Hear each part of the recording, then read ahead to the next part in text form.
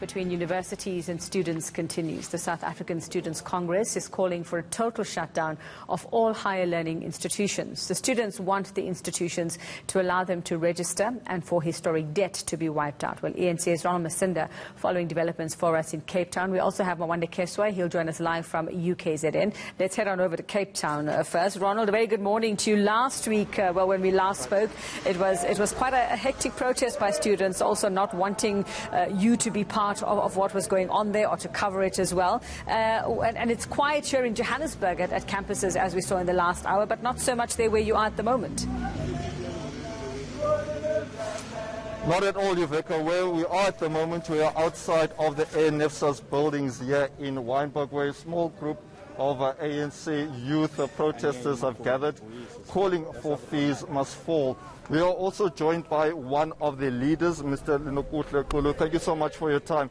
For starters, tell us what's going on today, yeah, and what are you calling for? Yes, we came here to meet the NSFAS, and we are meeting the CEO now at 10, to raise issues that we are of the view that are important.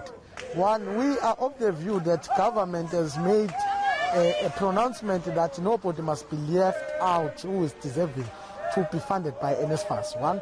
Two, Treasury has made a commitment, higher education has made a commitment. Now, NSFAS has created a lot of uncertainty to students and anxiety. So we are then saying that NSFAS must be clear in its communication on what is going to happen with students who qualify for it, who have not been funded as yet. That's the first thing. The second thing is to demand that there must be some sort of consequence management when it comes to problems of corruption that are facing NSFAS. Because we all know that there's a lot of corruption that has been confronted in NSFAS. At some point there was a student who was transferred 15 million a year, and there was nothing that happened to those who did that corruption. But more and above, NSFAS has irregularly spent around 2 billion last year. Irregular. So you cannot have 2 billion disappearing from an institution and these problems happen. So there's a larger problem of corruption here and maladministration that is then creating the problems that you see in the country. And we are here to demand that there must be some consequence management. Some may argue, though, that the ruling party is in government and things have been happening under their watch. Your SG, Ace Makashule, was also criticized last week for being in protest with the Wits protesters. Now, in terms of that, is that perhaps not a contradiction? It has never been a contradiction. We are the youth league of the ANC. We are at no way leaders of government ourselves as young people. And it is a responsibility of the ANC Youth League to champion the interest of young people. Whether the ANC is in government or not, we have a responsibility to champion the interest of young people. But historically, we have been always, as the Youth League, been at the forefront of redetermining the agenda of the ANC. It's us who took the ANC into armed struggle.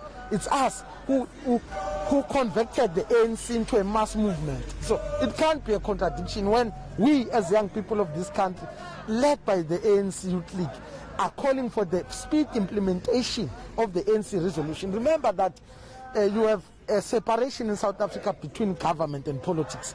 And us who are outside government, it's our responsibility to remind our cadres in government what are our policies and what is it that they must implement and implement speedily, because nobody can talk about those policies better than us. We know these policies, we adopted these policies, so it's our responsibility to make sure that they are implemented by government. Lenogutla, lastly, is fees must fall 2021 achievable given the current economic state that the country finds itself in?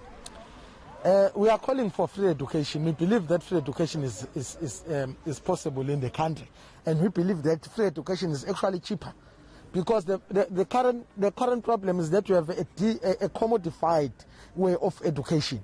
We have universities that are treating themselves as private companies and that are milking the state and making profit out of education. And we are saying that situation cannot be correct. We actually need a public university where you go like you go to high school.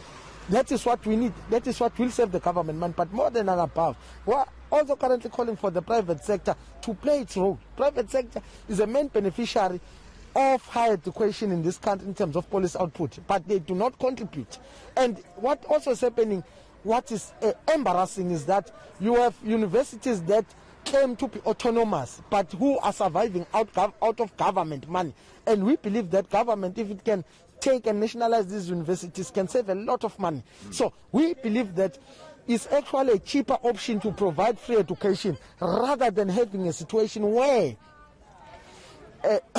you are paying for universities to provide education, rather just have a situation where you can provide education yourself as the state. So that is our view. Thank you very much, Lindo Kuhle. Well, message loud and clear, fees must fall, and we also will be traveling around Uveka to a number of campuses, especially UCT, because there was a big announcement made on Saturday where the university decided to allow students who had debt from last year to register, which comes as welcome news for many of the students that we spoke to last week. Many of them were uncertain whether or not they will be allowed to register, given that they had historic debt. All right, Ronald Masinda, thanks very much. That's what's happening in Cape Town at the moment.